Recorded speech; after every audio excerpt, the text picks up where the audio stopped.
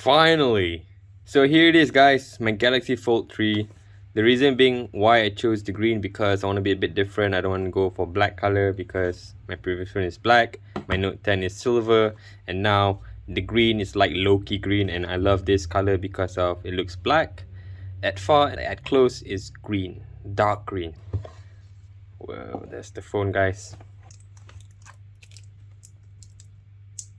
So there's a logo here, SIM card.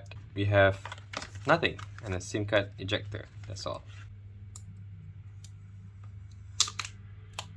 Ooh.